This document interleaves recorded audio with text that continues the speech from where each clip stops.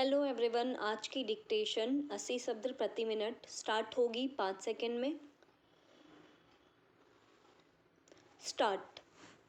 हमारा देश दुनिया का सबसे बड़ा लोकतंत्र है।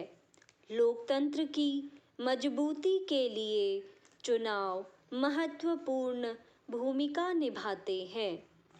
देश में आम चुनाव की तिथियों की घोषणा चुनाव आयोग ने कर दी है। चुनाव शांतिपूर्ण तरीके से हो, इसके लिए चुनाव आयोग ने तैयारियां भी शुरू कर दी हैं। चुनाव जीतने के लिए कांग्रेस और भाजपा एड़ी चोटी का जोर लगा रही हैं। इन्हें समर्थन करने वाले दूसरे राजनीतिक दल भी वोट बैंक बढ़ाने के लिए हर संभव कोशिश कर रहे हैं। इसके लिए चुनावी रैलियां हो रही हैं, लेकिन रैलियों से आमजन को कोई परेशानी न हो, इसका भी ख्याल रखा जाए। चुनाव के समय नेता एक दूसरे की गलती नीतियों की आलोचना करने के बजाय कई बार निजी जीवन पर भी हमले करने लगते हैं। कई बार तो कुछ राजनेता या उनके समर्थक ऐसी कड़वी जुबान बोल देते हैं जो आम जनता को भी नागवार गुजरती है। निजी हमले से देश की कोई भी समस्या हल तो नहीं होने वाली, बल्कि इससे विश्व की सबसे बड़े लोकतंत्र का मजाक बनता है।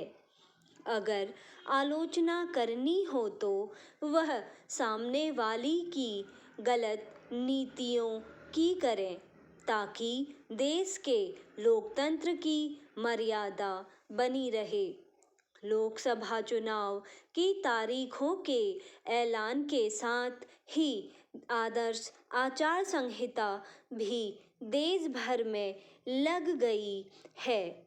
इसका राजनीतिक दलों और नेताओं को पालन करना चाहिए, ताकि चुनाव शांतिपूर्ण, निष्पक्ष और उचित तरीकों से हो सके। युवाओं को चाहिए कि वे आम लोगों को राजनीतिक तौर पर जागरूक करने के लिए काम करें, न कि राजनीतिक दलों के बहकावे में आकर लोगों को गुमराह करने की कोशिश न करें। कर्नाटक की राजधानी बेंगलुरु आजकल जल संकट से जूझ रही है। इसे देखते हुए कुछ संस्थाओं ने जल बर्बादी करने वाले लोगों के खिलाफ जुर्माना घोषित कर दिया है। बेंगलुरु ही नहीं, दुनिया के और भी बहुत से शहर जल संकट का सामना कर रहे हैं। इस दक्षिण अफ्रीका की राजधानी केप टाउन में तो पिछले 6 वर्षों से जल राशन की तरह मिल रहा है। कुछ समय पहले नीति आयोग ने कहा था कि हमारे देश में 2030 तक 40% आबादी के पास पानी का साफ जल उपलब्ध नहीं होगा। काफ़ी चिंताजनक है।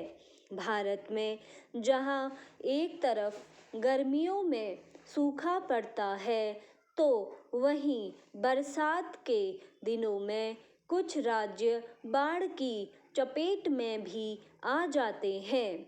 अगर सरकारें और प्रशासन बरसाती पानी को संभालने के लिए कुछ उपाय करें, तो यह गिरते भूजल स्तर को कुछ हद तक रोक सकता है। जल संकट का मुख्य कारण इसका बेहिसाब दोहन है।